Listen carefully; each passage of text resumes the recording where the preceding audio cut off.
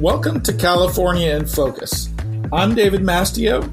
Today we're talking about some unusual events in which fifth graders taught kindergartners about what color their shadow was. Joining me today is Kenneth Schrupp, California reporter for the Center Square, who's going to explain exactly what happened. Kenneth, tell me about this. Hi, David.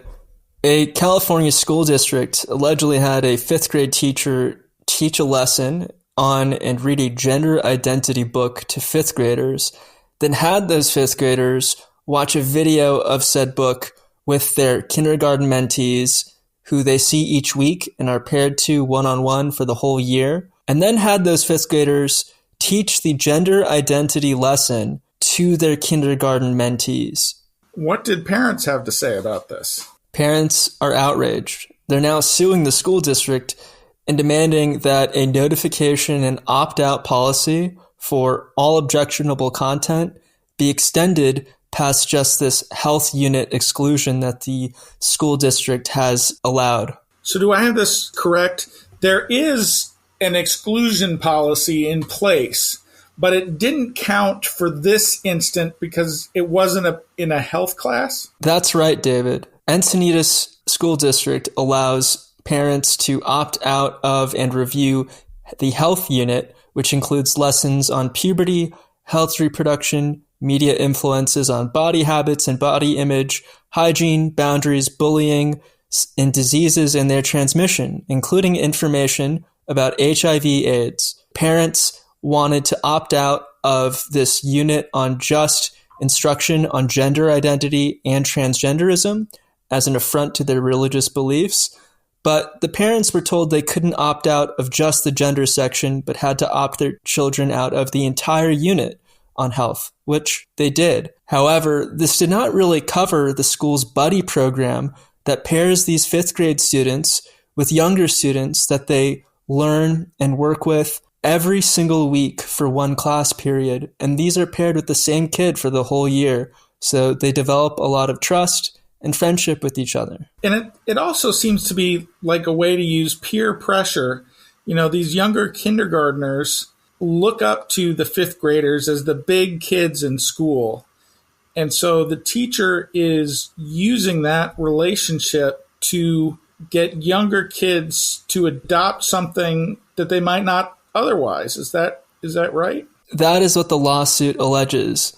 Before I go into what the book was and the lesson was, let's just see what one staff member said to another at the school about this book and this activity. Here's the quote. "We might just inspire some sweet things to fly toward their shadow tomorrow," end quote, which suggests the lesson had a desired outcome.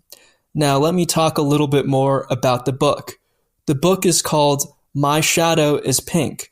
It's a picture book for young children in which a boy wonders about his gender and how he believes it differentiates from his father's gender. The boy says he loves wearing dresses and dancing around. The boy wears a dress to school, making the father anxious and stressed. But after a hard day, the dad decides to wear a dress to pick up his son.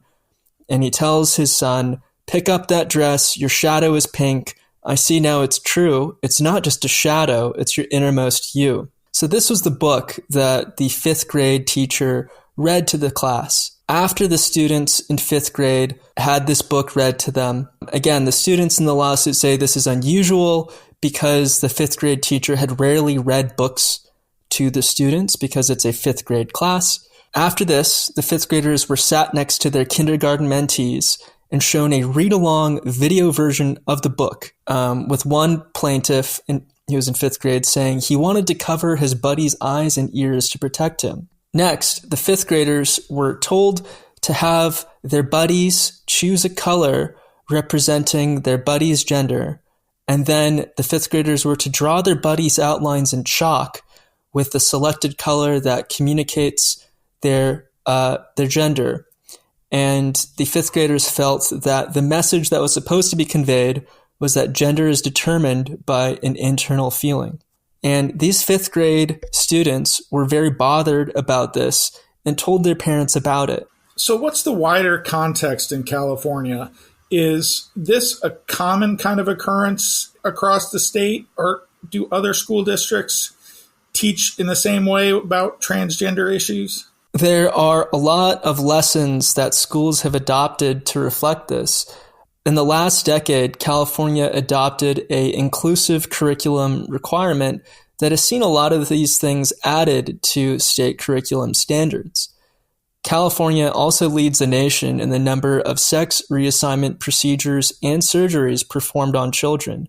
Over 2,000 children in California have submitted insurance claims for either gender hormones or gender surgery. In Los Angeles, which has the second largest school district in the nation, there's a partnership between LAUSD and Children's Hospital Los Angeles, which has performed the second most number of gender medical interventions on children. The Center for Trans Youth Health and Development at CHLA has a partnership with LAUSD to direct them to its services. CHLA's trans clinic has treated students as young as 3 years old, at least according to PBS. Kenneth, thanks for joining us today.